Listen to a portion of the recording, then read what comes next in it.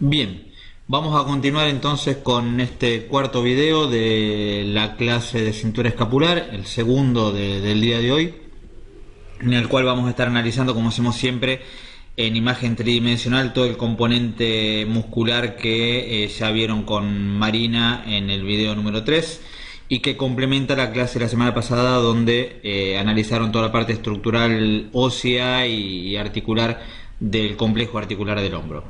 Acá lo que vemos a grosso modo, como para un análisis inicial, ya nos vamos a meter un poquito más adentro, es toda la musculatura superficial que envuelve a la cintura escapular, el pectoral mayor por delante, en vista lateral los tres vientres del deltoides, el vientre anterior o cabeza anterior, cabeza media y cabeza posterior, y por detrás el músculo dorsal que viene desde la región toracolumbar y se va a meter en la corredera bicipital.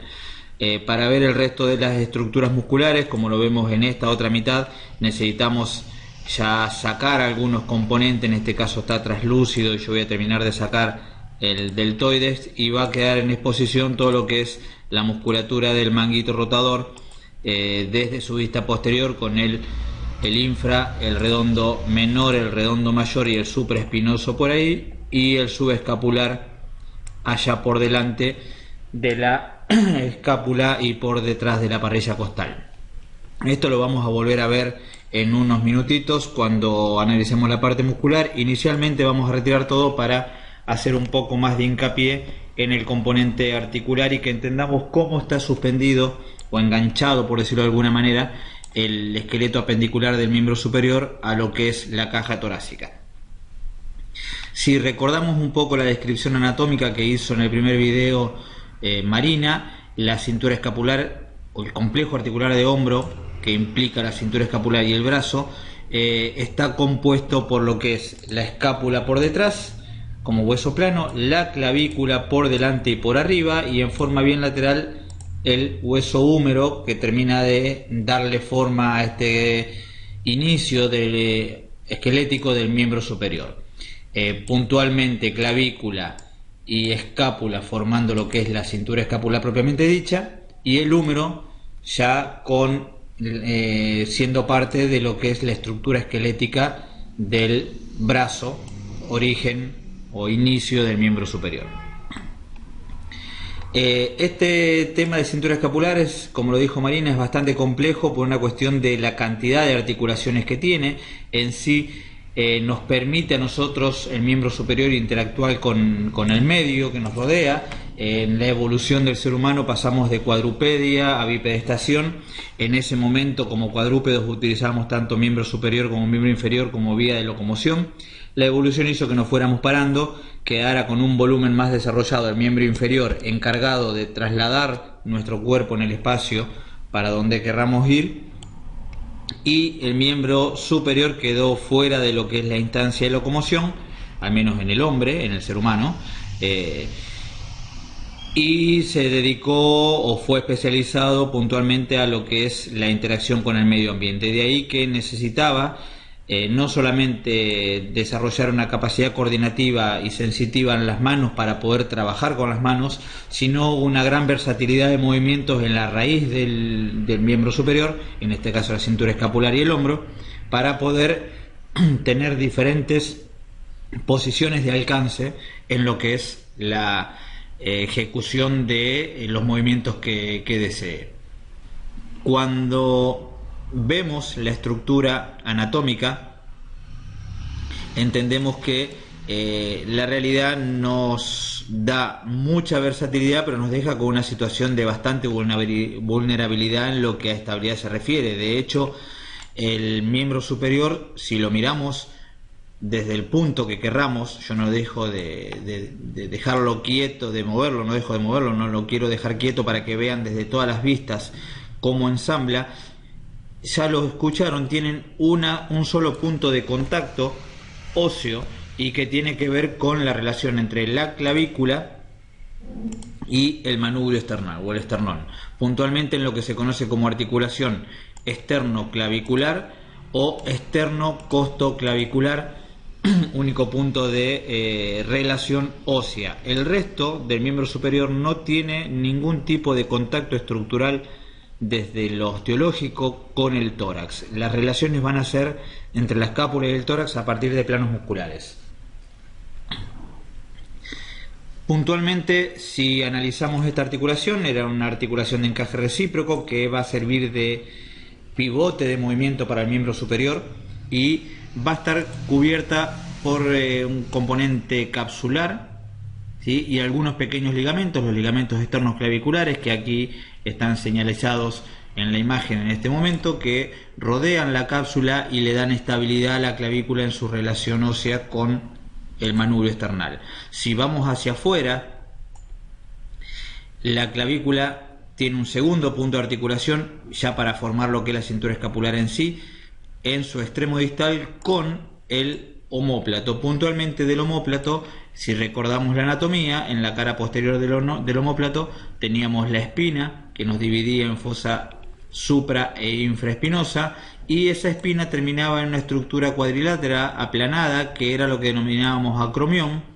Esta superficie del acromión va a ser el punto de contacto con la clavícula a través de la articulación acromioclavicular, articulación que no va a tener una gran capacidad de movimientos, ¿sí?, pero que necesita sí tener una gran estabilidad, y por eso va a estar reforzada por una serie de ligamentos que vamos a empezar a conocer ahora. Puntualmente, los ligamentos que ya nombraron en su momento en el video correspondiente a articulaciones son los ligamentos acromioclaviculares, uno por encima y uno por debajo de la articulación en la parte baja. Acá lo vemos como si fuera uno solo, no alcanzamos a ver específicamente desde abajo, ahí podemos llegar a encontrarlo, ahí se ve en celeste allá al fondo de la imagen, acá, ¿sí? Este ligamento acromioclavicular superior y el filete inferior por debajo van a estar manteniendo en relación a la clavícula con el acromión, y van a existir otros dos ligamentitos que, conocidos como ligamentos coracoclaviculares, van a estar saliendo de la apófisis coracoides, de lo que es la escápula. Esta apófisis coracoides era el gancho anterior, porque el gancho posterior era el acromion, ¿sí?, y que los podemos clasificar en la porción trapezoide o ligamento trapezoide, el más externo de ambos, más anterior y más externo, y el ligamento conoide o la porción conoidea, el más posterior e interno, que ambos, subiendo desde la coracoides hacia la cara inferior de la clavícula, la mantienen en posición. En las lesiones de hombro, en aquellas situaciones deportivas de caída sobre el hombro, existe algunas patologías que tienen que ver con la integridad articular de este complejo. Una de las más comunes es la luxación acromioclavicular, no la luxación de hombro propiamente dicha, que es donde se sale la cabeza humeral de la relación de la glena o cavidad glenoidea, sino la luxación entre la clavícula y el acromion, y que tiene que ver con caídas sobre lo que es el muñón del hombro, ¿sí? Estas caídas hacen que se rompan o se lesionen parcial o totalmente los ligamentos acromioclaviculares fundamentalmente, y puedan dejar en cierta medida suelta la clavícula. El grado de soltura que tenga la clavícula en su extremo distal en relación al acromión tiene que ver con la integridad que tengan o no los ligamentos coracoclaviculares. Si se rompen solamente los acromioclaviculares, estos que están aquí, va a dar cierta inestabilidad y mucho dolor, obviamente, y una pequeña deformidad en lo que es la articulación del hombro, o el hombro propiamente dicho en la imagen anatómica, pero la mayor inestabilidad de la clavícula la va a dar cuando se rompen los dos ligamentos coracoclaviculares que la sostienen abajo, y va a hacer que al momento de romperse esos dos ligamentos, la clavícula, en vez de tener esta dirección que yo estoy marcando acá, tenga una dirección un poquito más vertical, quedará alejada de lo que es el componente acromial, y teniendo la posibilidad de verla de manera saliente en el hombro del paciente. Aparte de que al no tener fijación ligamentaria, esta clavícula va a tener movilidad. Si la presionamos de arriba hacia abajo, tocándola ahí, vamos a sentir que baja y que vuelve a subir, y ese signo clínico es lo que se denomina signo de la tecla, que nos da la confirmación de que hubo una luxación acromioclavicular. Eso lo van a ver en patología, yo saco esas imágenes, pero ya que estamos acá lo vamos lo vamos mostrando.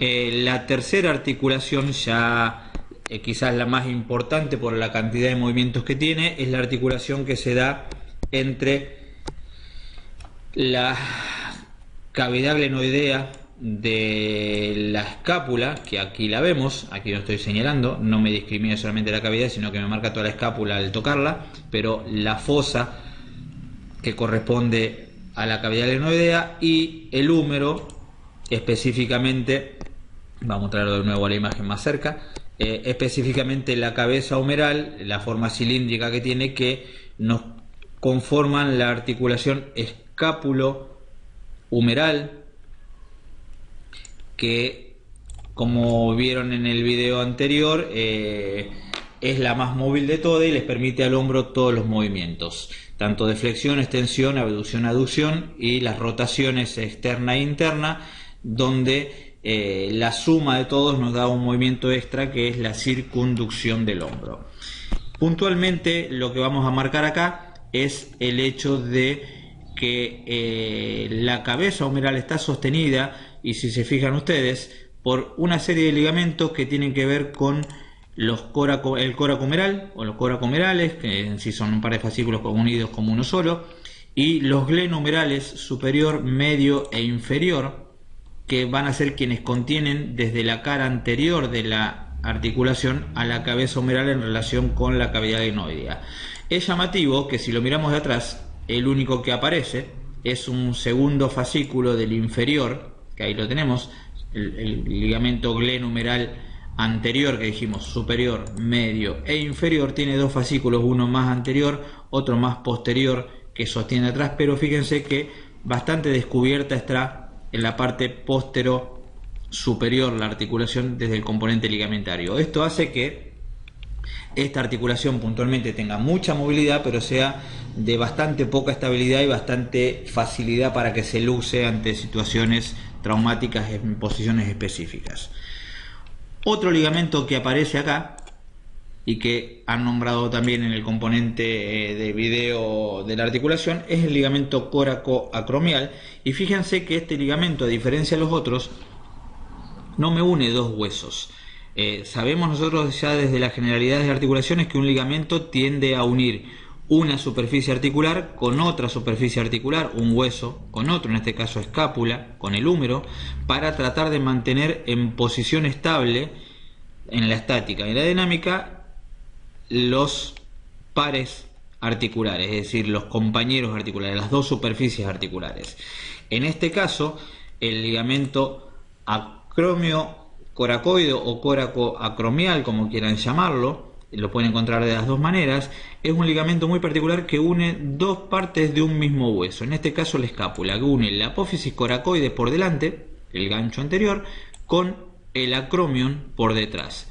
¿Cuál es el objetivo entonces si este ligamento no sostiene la relación entre dos segmentos o dos huesos diferentes? ¿Cuál es el sentido de tenerlo uniendo dos partes de un mismo hueso? Es puntualmente lo que estoy mostrando acá. Si nosotros nos fijamos, el acromion, que viene desde la espina, termina dando por encima de la cabeza humeral una media curva, no es una curva completa, ¿sí? La mitad de un techo, de una curva que hace de techo sobre la cabeza humeral.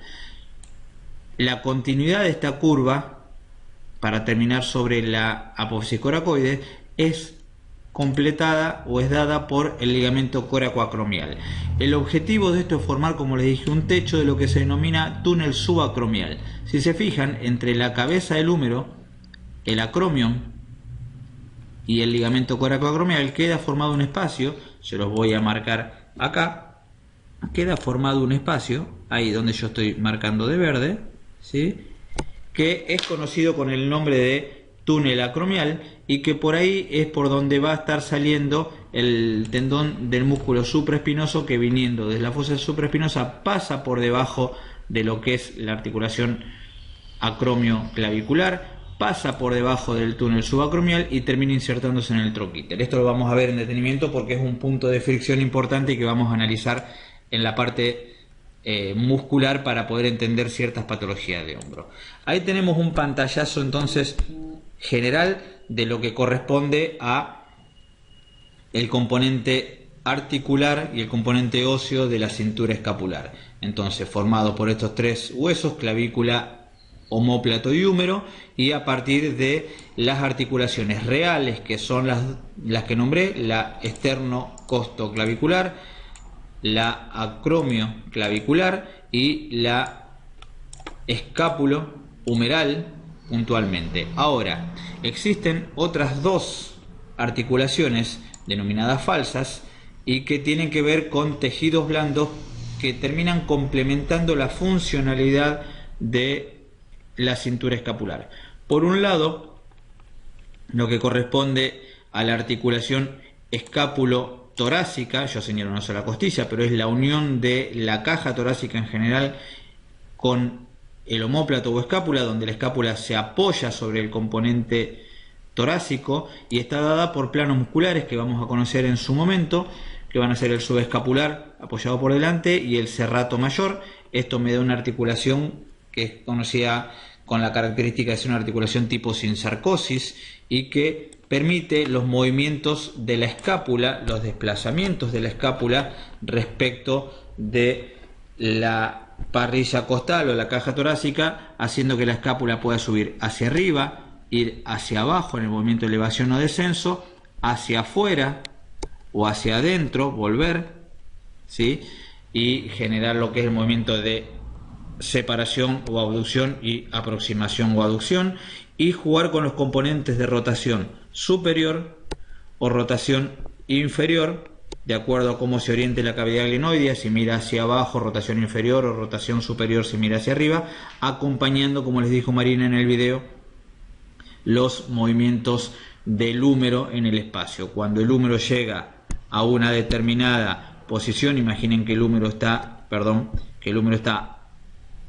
a 90 grados respecto, acá están los 90 grados, respecto de lo que es el componente torácico, aparece un choque óseo entre el troquíter y la apófisis supralenoidea de la glenoides, y entonces para seguir subiendo, para seguir teniendo la posibilidad de subir el brazo por encima de los 90 grados, es decir, la altura del hombro, necesitamos que la escápula en sí rote hacia arriba, rote superiormente, para que nos termine orientando la cavidad glenoidea hacia arriba y poder seguir subiendo el hombro saliendo de los 90 grados que teníamos inicialmente.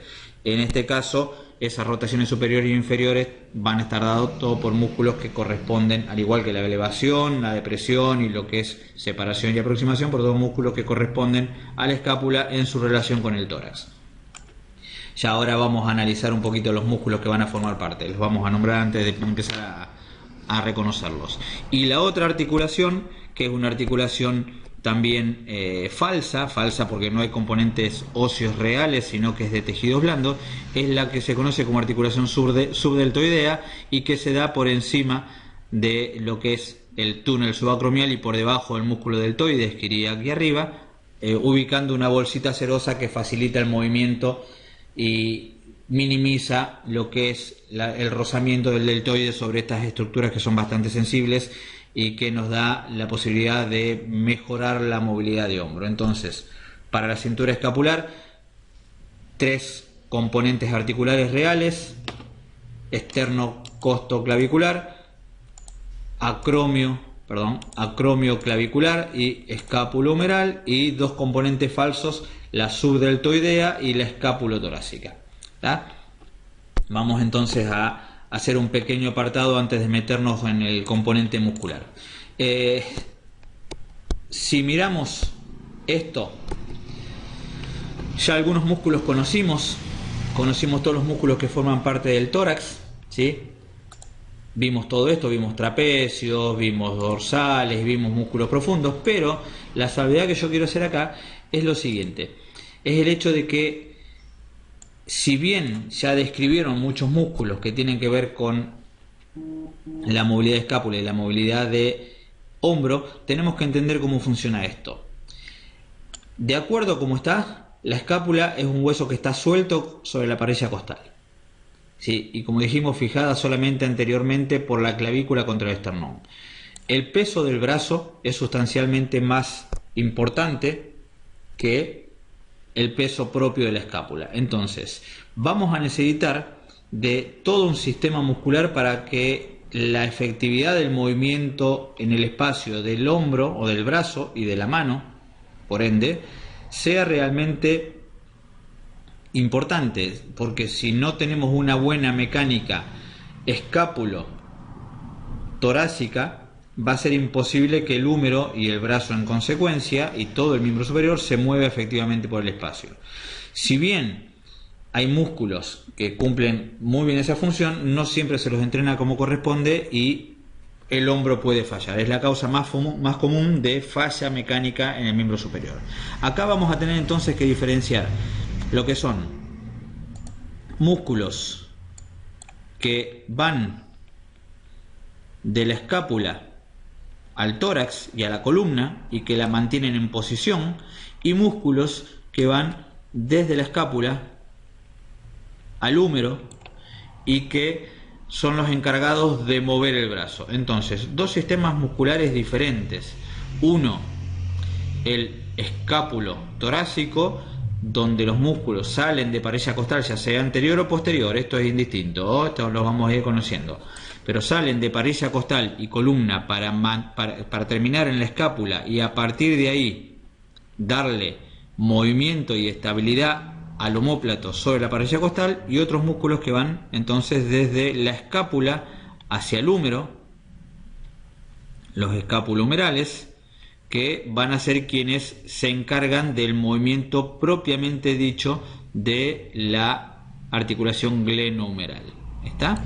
Entonces, si dejamos en claro esto, tiene que ver con una razón funcional y que van a ver en biomecánica, pero necesitamos cada vez que se mueva el brazo en el espacio, que la escápula esté estable y a la vez ejecute los movimientos efectivos y eficaces sobre la parrilla costal para poder llevar el brazo hacia cualquier parte del espacio que nos rodea.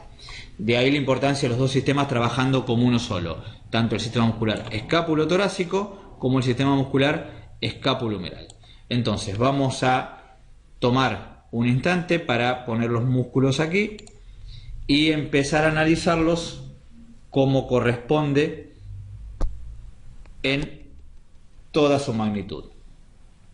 Seguimos entonces con la parte muscular. Acá ya tenemos a nuestro sujeto de estudio, nuestro paciente en posición anatómica, viéndolo de frente y viéndolo desde atrás para poder analizar tanto en uno u otro sentido lo que es la cintura escapular. Y acá entonces vamos a empezar a distribuir algunos conceptos que ya conocemos y a sumarles los conceptos nuevos. Puntualmente dijimos que en lo que es cintura escapular, los músculos los podemos distribuir en dos grandes grupos: aquellos que van desde el tórax y columna hacia la zona de la escápula, que estaría acá se asoman las espinas de la escápula por atrás, fíjense, para terminar en el acromion, ahí arriba, ¿tá? Que se junta con la clavícula por delante. Decía, los músculos escápulo-torácicos o tóraco-escapulares, como quieran llamarlos, que son aquellos que, repito, salen de la columna y del tórax y van hacia alguna parte de la escápula o del omóplato, y que van a ser los encargados de mantenerla en posición, en su ubicación, y de darle los movimientos de desplazamiento que ya describimos y describieron también con Marina, de elevación, depresión, abducción, aducción y las rotaciones superiores e inferiores. Y por otra parte, vamos a tener los músculos que van a ir desde la escápula hacia, o desde el tórax hacia la zona del húmero, hacia la inserción humeral, que son aquellos que van a llamarse escápulo-humerales o tóraco-humerales, depende si salen de escápula o de tórax, ¿sí? Y que terminan en algún accidente óseo del húmero y que por ende van a ser los encargados de mover el brazo en el espacio, mover la articulación glenohumeral, específicamente el hombro. Es muy importante la función de los músculos escápulo-torácicos para sostener la posición escapular, porque como vimos, la escápula no tiene otro punto de contacto más que la articulación externo clavicular, ¿sí? El resto es sujeción desde planos musculares, de ahí que sea muy importante la función de los tóracos escapulares. Si empezamos a trabajar como siempre hacemos, como hicimos en los videos anteriores, de superficial a profundo, vamos a encontrar en vista posterior dos músculos que ya conocemos, que son por un lado el trapecio y por otro lado el dorsal. Dijimos en su momento que el trapecio tenía que ver con un músculo plano de forma trapezoide, donde sus tres componentes, el trapecio superior, trapecio medio y trapecio inferior, ocupaban una línea de inserción que iba de base de cráneo hasta la 12ª vértebra torácica o T12, y desde ahí se dirigía hacia afuera para ir tomando en forma sucesiva, fíjense cómo mapea toda la parte alta del hombro, tomar de inserción la clavícula, el acromion, la escápula en su ángulo, en su espina, y el ángulo inferior. Técnicamente el trapecio superior va hacia la clavícula para insertarse en la clavícula, la espina y el acromion lo toman entre trapecio medio y trapecio inferior, y el trapecio inferior, que viene subiendo, también se va a apoyar en el ángulo inferior del omóplato. Por otra parte, habíamos descrito también, lo podemos sacar para ya ver lo que queda abajo, y bueno, nos queda siempre del otro lado. Teníamos también como músculo superficial en el plano posterior, o en la cara posterior, el grupo posterior superficial, el dorsal ancho, que en su momento dijimos que era un músculo que lo dábamos en tórax, pero que pertenecía a la articulación del hombro. ¿Por qué? Porque terminaba en la corredera bicipital del húmero. Ahí lo vemos saliendo del tórax, ensanchándose y entrando hacia la parte profunda del brazo, por debajo de la axila, y que iba a ser un músculo que se encargaba de mover el brazo en el espacio, puntualmente moviendo el húmero, generando movimiento del hombro de extensión, aducción y rotación interna, por ir por dentro. Y otro músculo superficial que también habíamos conocido y que tenía una disposición similar pero en el plano anterior, era el pectoral menor, que saliendo de la parte anterior del tórax, principalmente en las 7 costillas primeras, iba a dirigirse también hacia la corredera bicipital del húmero, en el miembro superior, también siendo encargado no de los movimientos torácicos, sino de los movimientos humerales. Si vemos los dos músculos en simultáneo, tanto pectoral mayor como el dorsal ancho, ambos están ahí yendo hacia el húmero para moverlo, uno desde atrás, otro hacia adelante. El dorsal extensor de hombro, aductor y rotador interno, y el pectoral básicamente flexor, aductor y también con cierta participación en la rotación interna. Hay un componente que habíamos dicho, que si el brazo está por encima de los 90 grados, es decir, tienen la mano por encima de la cabeza, el pectoral en un primer momento se va a comportar como extensor, porque baja hacia la posición neutral o posición de estudio, posición anatómica, el brazo para dejarlo en esa situación. Entonces de arriba hacia abajo funciona como el dorsal, como extensor, pero desde la posición anatómica es un músculo que lo clasificamos como flexor de hombro. Bien, seguimos avanzando entonces con los músculos superficiales. Fíjense, entonces me vengo a este lado, dorsal, vamos a sacar la selección múltiple, dorsal, por detrás pectoral y trapecio. Está en ese componente superficial. Vamos a encontrar también uno de los músculos que conocimos en la clase de hoy, y que tiene que ver con los movimientos puros y exclusivamente del hombro, que son el deltoides en sus tres porciones: la porción posterior, la porción anterior, media, y la porción anterior. Es el cerebro yendo más rápido que la boca. Porción anterior, aquí, porción media y porción posterior. Las tres porciones, si las seleccionamos de manera simultánea, las tres porciones van a estar teniendo una inserción continua entre lo que es espina del omóplato, acromion y clavícula. Fíjense que si yo selecciono el trapecio al mismo tiempo, llevan una inserción prácticamente similar. Interpone entre el trapecio superior, trapecio medio y trapecio inferior, se interpone solamente la clavícula y el acromion para dar continuidad a lo que sería toda una túnica que cubre desde la base del cráneo hasta el húmero. ¿Lo ven? ¿Alcanzan a ver eso? ¿Ven cómo queda solamente el espacio óseo de la espina, el acromion y la clavícula? Pero en sí técnicamente es como si, y esto es algo que tiene que ver con lo funcional, no con lo descriptivo. Nosotros lo estudiamos como dos músculos separados porque de hecho lo son. Uno es el trapecio y otro es el deltoides. Uno mueve la escápula y el otro mueve el hombro. Pero fíjense lo interesante de la anatomía, cómo es la continuidad de las fibras musculares, ya que en ciertos aspectos, el trapecio superior que viene bajando se continúa prácticamente, hace escala, por decir de alguna manera, en la clavícula y se continúa con el deltoides anterior.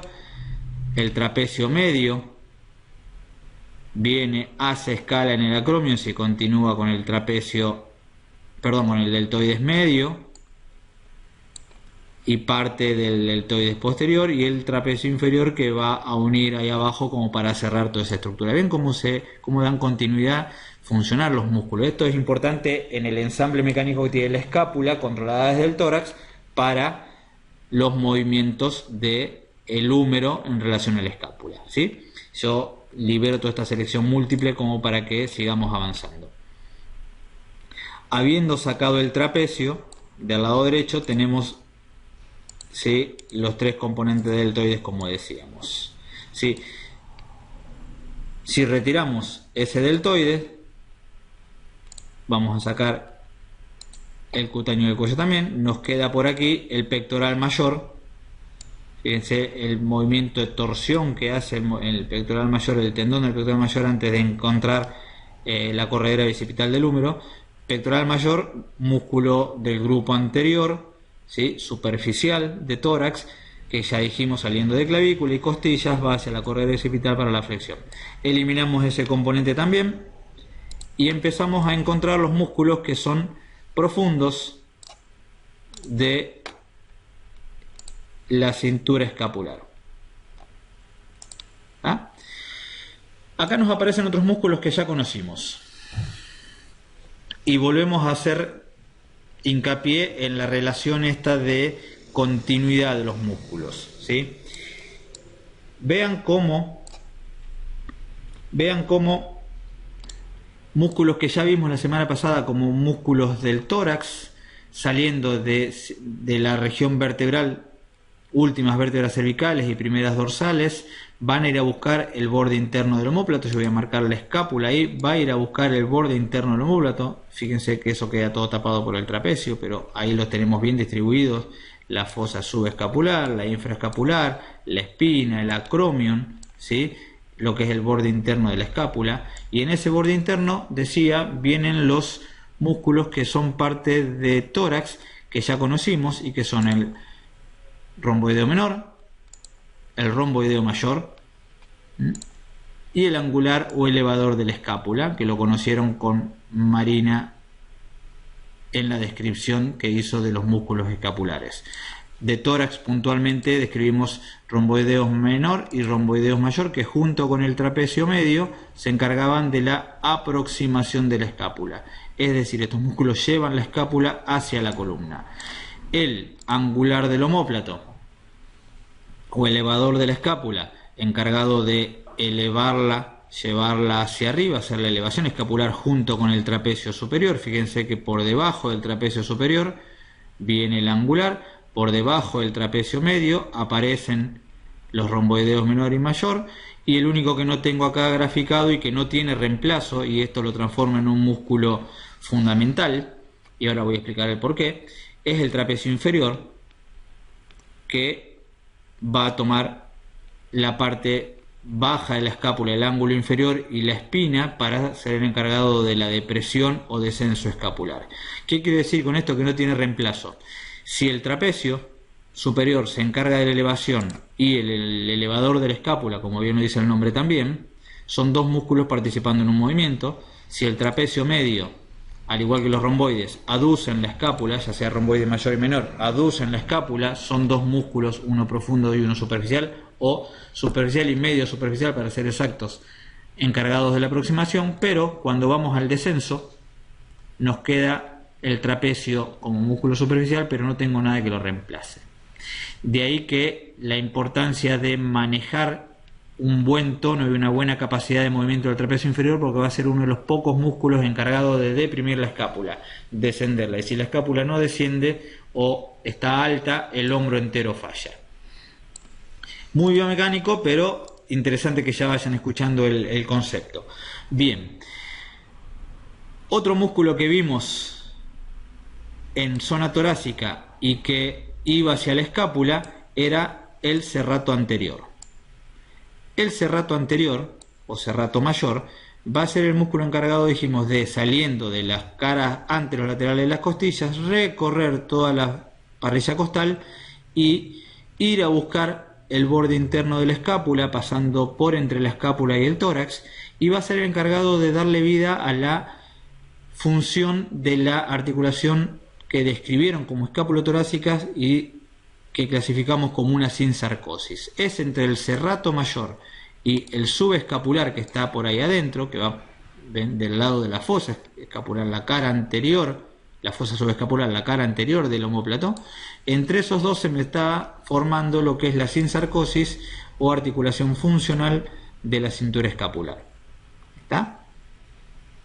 Ya nos describimos la semana pasada, perdón, hace 2 semanas, al serrato mayor. Y otro musculito que describimos también como importante para lo que es la funcionalidad de la escápula como elemento tóraco-escapular es el pectoral menor, que lo tenemos aquí en pantalla y que va a ser el encargado de, si tomamos puntos fijos a nivel escapular, elevar las costillas, pero si tomamos punto fijo a nivel de las costillas, generar movimiento sobre la escápula, ¿sí? Ahí tenemos entonces descritos los más importantes de los músculos que conocimos la semana pasada, perdón, de nuevo, hace 2 semanas, como músculo escápulo-torácicos y que dijimos van a ser parte de del movimiento de la escápula con respecto del tórax. Yo lo que voy a hacer es sacar, de nuevo los marcos, fíjense, los repito de nombre, sacar estos escápulo-torácicos que conocíamos, ya habíamos sacado el trapecio, sacamos el romboideo mayor, el romboideo menor, el elevador de la escápula, ¿sí? Saco el serrato y saco el pectoral menor, todos los que acabamos de describir,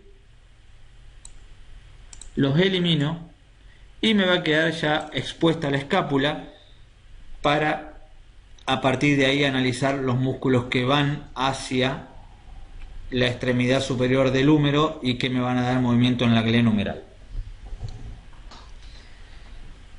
Obviamente ahí en pantalla estoy teniendo también otros músculos que me quedaron de la región torácica pero que no tienen acción sobre la escápula, como van a ser el serrato posterior superior, serrato posterior inferior, la masa común o el glúteo lumbar, ¿sí? Con todos sus componentes que acá los estoy marcando a grosso modo, los esplenios del cuello y de la cabeza, los vuelo todos, el oblicuo externo, todos los que vimos con torácico los saco para que no los confunda y los tengamos solamente y bien limpia lo que es la escápula para poder analizarla. Acá es donde aparece y queda bien expuesto, sin todos los planos superficiales e intermedios, los grupos musculares que fueron denominados como el grupo de el manguito rotador y que tienen que ver con la acción de rotar el húmero en uno u en otro sentido, para hacer la rotación interna o rotación externa. Si lo vemos de adelante, el más anterior de todos, que ya lo nombramos recién cuando hablamos de la sinsarcosis, es el subescapular.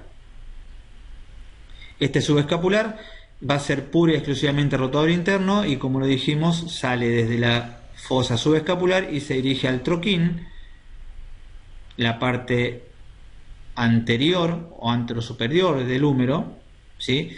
Y por detrás, en ese manguito rotador, nos van a aparecer los otros 4 músculos rotadores externos, 3 correspondientes al manguito, 1 que no, ahora lo voy a nombrar, y que salían de la cara posterior de la escápula. Como el subescapular sale de su cara anterior, el supraespinoso,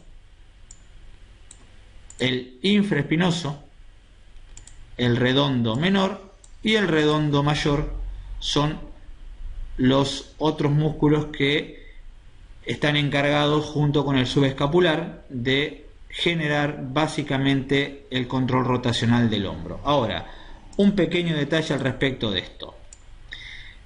El manguito de los rotadores, puntualmente, que se le llama así desde lo clínico y desde lo quirúrgico, son todos aquellos músculos que van al troquín y al troquíter, ¿sí?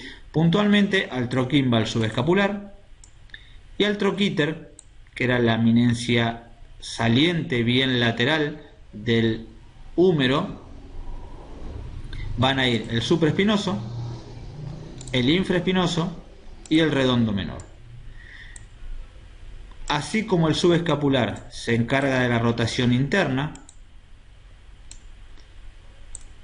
el supraespinoso, el infra y el redondo menor van a ser los 3 encargados de la rotación externa. Principalmente encargado de la rotación externa, el infra y, perdón, rotación externa, dije bien, el infra y el redondo menor. El supraespinoso tiene un componente rotacional externo, pero principalmente es abductor, es separador, aunque junto con el deltoide, aunque su principal función es mantener suspendido desde arriba, controlada la cabeza humeral. Y ahora vamos a hacer un detalle con este grupo muscular porque tenemos que ver algo de su particularidad anatómica. ¿Por qué marco esto? Porque a diferencia del infra y el redondo menor, fíjense que el redondo mayor no va al troquíter, sino que viniendo desde la escápula se va mucho más por debajo. Acá lo tengo en la comparación bilateral, ese es el redondo mayor, ¿sí? Pero fíjense a quién sigue. Se está yendo hacia adelante con el dorsal. ¿Ven? Acá tengo infra, que lo tengo acá, redondo menor, que lo tengo aquí, tapados en su extremo final por la cabeza posterior del deltoides, y el redondo mayor acá, saliendo también del borde externo de la escápula, el ángulo inferior y el borde externo de la escápula, el tercio final del ángulo externo de la escápula, del borde externo de la escápula, va a ir, y lo vemos acá, hacia la corredera bicipital junto con el dorsal ancho. ¿Por qué marco esto? Porque si de los que estuvimos nombrando, supra, infra y redondo menor, que van al trocánter mayor, se encargan de la rotación interna y externa, esos 3 se encargan de la rotación externa y el subescapular se encarga de la rotación interna, habíamos dicho que el otro rotador interno era el dorsal, cuando lo describimos hace 2 semanas en tórax y lo recordamos hoy, y el redondo mayor, por seguir la misma dirección del dorsal, va a ser rotador interno, al igual que el dorsal ancho y que el subescapular. Ahí nos quedan bien controladas las rotaciones. Y las repito porque esto es un error que van a cometer, se los van a confundir entre sí, entonces es bueno ser repetitivo para que quede claro. La rotación externa del hombro la van a hacer el infra, el redondo menor y el supraespinoso. Supraespinoso, infraespinoso, redondo menor. La rotación interna del húmero la van a hacer el subescapular, el redondo mayor, y acá lo tengo eliminado, pero aquí sí lo tengo, el dorsal ancho. Obviamente va a participar también el pectoral mayor, como describimos hoy, y van a tener un cierto componente rotacional la cabeza anterior del deltoides, que junto con el pectoral mayor va a ayudar a la rotación interna, y algo va a aportar, pero no son los principales músculos de la rotación, la cabeza posterior del deltoides, por estar por detrás de lo que es la extremidad superior del húmero. Un punto importante a marcarles y que quiero que vean es el siguiente. Recuerdan que hoy describimos el acromión, la coracoides y en el medio el ligamento coracoacromial, formando un techo del túnel subacromial que pasaba por encima de la cabeza del húmero. Bien, esto es lo que quiero que vean. Fíjense el supraespinoso, y por eso lo amplié, cómo me asoma hacia la cabeza humeral por debajo del túnel que me forman el acromion y el ligamento coracoacromial. ¿Ven? Ahí tenemos ligamento, coracoides, aquí, acromion y el tendón del supraespinoso viniendo desde atrás, viéndolo desde arriba. Fíjense cómo se pierde debajo del túnel subacromial.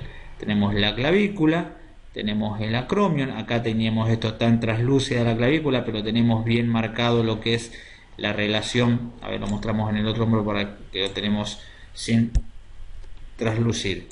Vamos a sacar el deltoides en su totalidad y vamos a sacar el trapecio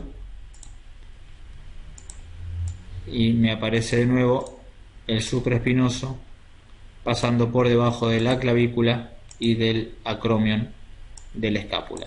Este es un punto importante porque muchos de los trastornos dolorosos del hombro tienen que ver con esta particularidad anatómica. Uno de los principales tendones que se inflama a nivel del hombro y que puede llegar hasta cortarse por rozamiento es el tendón del supraespinoso, como consecuencia del roce que genera debajo del túnel subacromial. De hecho, ahí pongo unas bolsitas, esas son todas bolsas cerosas.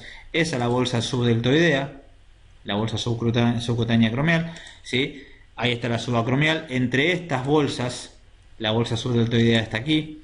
Entre estas bolsas van a ser las que forman la articulación subdeltoidea, ¿sí? Principalmente esta bolsita. La quinta articulación, en el caso del complejo articular del hombro, la segunda articulación funcional, ¿sí? Ahí la tenemos como subdeltoidea. Pero esta bolsa, yo voy a sacar la subdeltoidea un segundito, fíjense que esta subacromial está interpuesta por encima del tendón del supraespinoso. Ahí lo marco, el supraespinoso. La bolsa queda por encima, es una bolsita que trata de evitar el roce entre el tendón del supraespinoso y el acromión o el túnel subacromial. ¿Por qué roza? Y porque el espacio es poco, porque el tendón se engrosa con el movimiento, y la causa principal de engrosamiento tiene que ver con el hecho de que la escápula no esté bien fija sobre la zona torácica. De ahí la importancia que tienen los músculos tóraco-escapulares o escápulo-torácicos, todos los que describimos: trapecio inferior, trapecio medio, serrato, romboide menor, romboide mayor, pectoral, angular del omóplato, para tener bien ubicada la escápula en relación al tórax y para que esa buena estabilidad le dé buena capacidad de movimiento a lo que es la glena humeral, dejando bien firme la escápula, bien estable, no bien firme, la escápula respecto del tórax. El húmero va a poder trabajar bien en relación a la escápula. Las fallas de estabilización que va a tener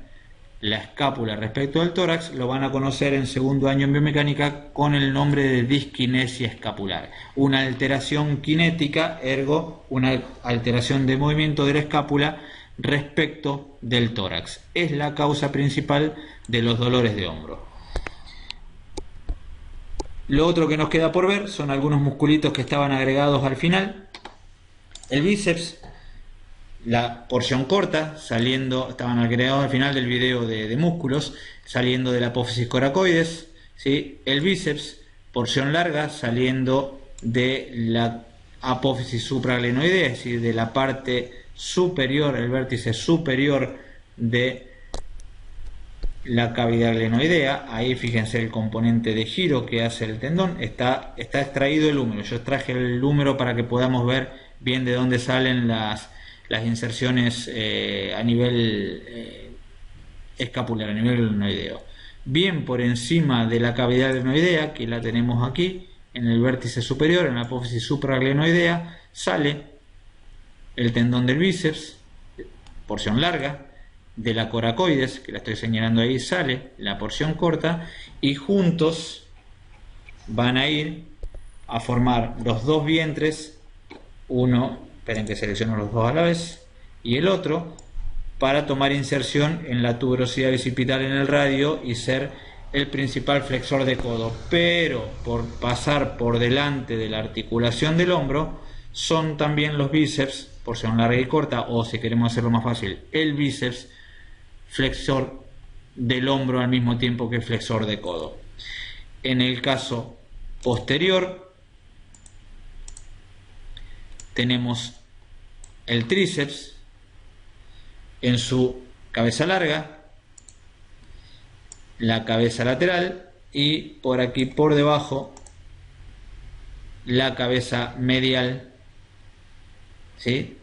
Los tres vientres los marco todos juntos ahora: cabeza medial, cabeza lateral y porción larga del bíceps, o cabeza larga, perdón, del tríceps, que van a ser los encargados de la extensión del hombro junto con el dorsal. Si se fijan, y vamos de nuevo a ver la cavidad glenoidea ahí en forma lateral, la porción larga aquí está saliendo de la apófisis infraglenoidea, como el bíceps, perdón, ahí el bíceps salía de la apófisis supraglenoidea. Estos dos musculitos, entonces, si bien los vamos a volver a ver en codo, tienen una importante participación, tanto bíceps como tríceps, en lo que es la funcionalidad del hombro por salir de la escápula. Trabajan sobre el hombro y trabajan sobre el codo. Son los que vamos a conocer como músculos biarticulares, porque pasan por dos articulaciones en simultáneo, ¿sí? Y otro musculito que nos queda por ver aquí, esperen que saco todo esto, aquí, por un lado, perdón, aquí estoy, voy a sacar el bíceps, porque por debajo del bíceps, marco los dos, porción larga y porción corta, las elimino. Por debajo del bíceps aparece otro músculo que se va a encargar de la flexión del hombro y que es el coracobraquial, que, como lo dice el nombre, sale de la apófisis coracoides y va al tercio medio del húmero en su cara anterior, ¿sí? Cara anterinterna, encargado principalmente de la flexión del húmero. Si yo vuelvo a poner todo y ahí va, si yo vuelvo a poner todo y dejamos todo completo, tenemos la imagen de cintura escapular entonces y de tórax en simultáneo, como para entender cómo se continúan y cómo me van revistiendo este componente de armado anatómico de lo que es la cintura escapular. Un dato como para que se les facilite el recordarlos y los empiecen a pensar desde lo anatómico y funcional. Nosotros sabemos que los movimientos de hombro, que ya vimos cuando vimos planos y que describieron con Marina en el video de articulaciones, tienen que ver con la flexión cuando el brazo va por delante del plano del cuerpo, la extensión cuando va por detrás, mirándolo en un plano frontal, la abducción o separación, ¿sí? La aducción o aproximación, y ya mirándolo sobre un plano transversal, sobre un eje longitudinal, las rotaciones interna o externa. La referencia para la rotación interna o externa me la va a dar el troquíter que se lo pueden palpar. Esto lo vamos a ver en el video de palpación la semana siguiente. Van a encontrar, si se palpan el acromion y se palpan, siguen con la clavícula, desde adelante siguen la clavícula, van a llegar a la articulación acromioclavicular, que es la zona ósea. Yo ahí la estoy golpeando, que encuentran por encima del hombro. Es donde, si tienen un buzo o si tienen una remera, les queda prácticamente la costura de lo que es la parte anterior con la parte posterior y la unión con el origen de la manga. Aproximadamente ahí tienen el acromion, ¿sí? Y si bajan hacia la manga, la saliente ósea, la punta ósea, punta dura que van a sentir por debajo del acromion, es el troquíter, aproximadamente ahí, ¿sí? Ese troquíter va a ser la referencia rotacional. Cuando el troquíter se desplaza hacia adelante es porque el brazo hizo, con un movimiento rotacional, no con una flexión, el brazo hizo una rotación interna. Si el troquíter se desplaza hacia atrás, es que el brazo hizo una rotación externa. Esto lo hacen con el dedo en el troquíter y pueden mover la mano rotándola, brazo, girándolo hacia atrás y hacia adelante, un movimiento bien rotacional, no de flexión-extensión. Van a sentir cómo se desplaza en un sentido o en otro. ¿Por qué lo digo esto? Por la sencilla razón de que para poder entender los músculos, con tener presente los planos y la ubicación, si es anterior o si es posterior, ¿sí?, se les va a facilitar en parte una mecánica recordatoria. Todo lo que sea anterior va a encargarse básicamente de la flexión y la rotación interna. Lo que esté por detrás, mayoritariamente, y atente al mayoritariamente, se va a encargar de la extensión y la rotación externa. Es una salvedad el dorsal y el redondo mayor, porque si bien están por detrás, pasan por el lado interno del húmero, pasan por la axila y por eso van a ser rotadores externos. Los rotadores externos lo agarran desde afuera, ¿sí? Agarran, fíjense, los rotadores externos desde aquí, agarran desde afuera el húmero para hacerlo girar hacia atrás. El dorsal, a ir por dentro, va a ser rotador interno, ¿sí? Otra anotación: si nosotros trazamos una línea, a ver si me sale, si nosotros trazamos una línea, esperen, ahí vamos, si trazamos una línea que venga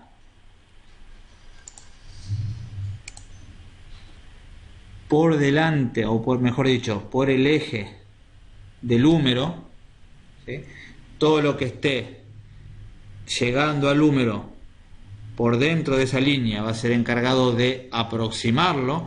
Todo lo que llegue al húmero desde afuera mayoritariamente van a ser encargados de separarlo, caso deltoides, ¿sí?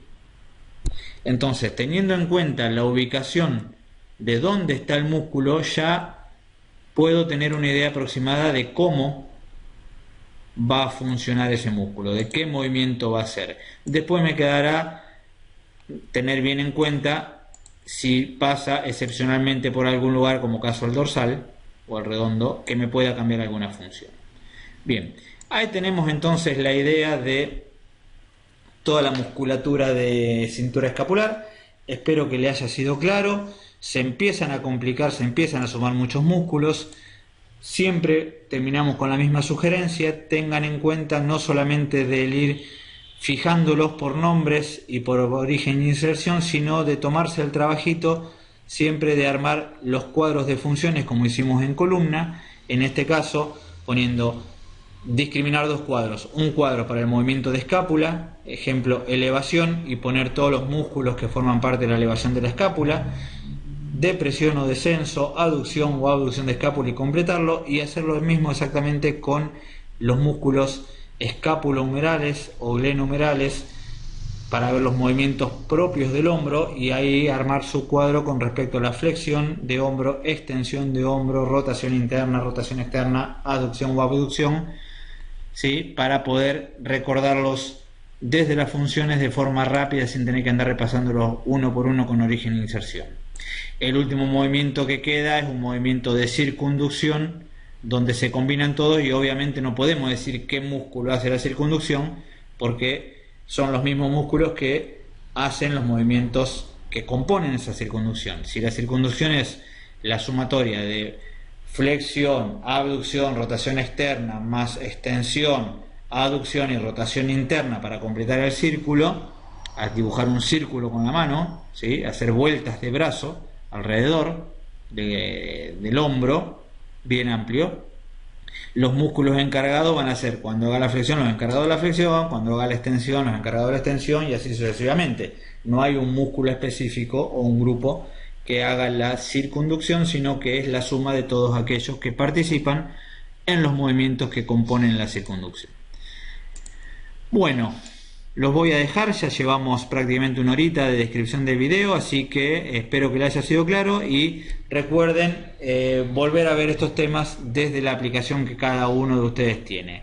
Para el resto de las consultas, de lo que no se haya entendido o haya sido confuso, a Marina, a María Pilar o a mí por teléfono o por el chat, por la Schoology o por mail, por donde quieran, para evacuar esas dudas. Les dejo un abrazo enorme. Tengan un buen fin de semana y recuerden de ir repasando todo. La clase que viene vamos con el práctico palpatorio de huesos y músculos de la cintura escapular y de acá a 15 días vamos con la examinación de esto. No se duerman, que es mucho material y cada vez se pone más confuso.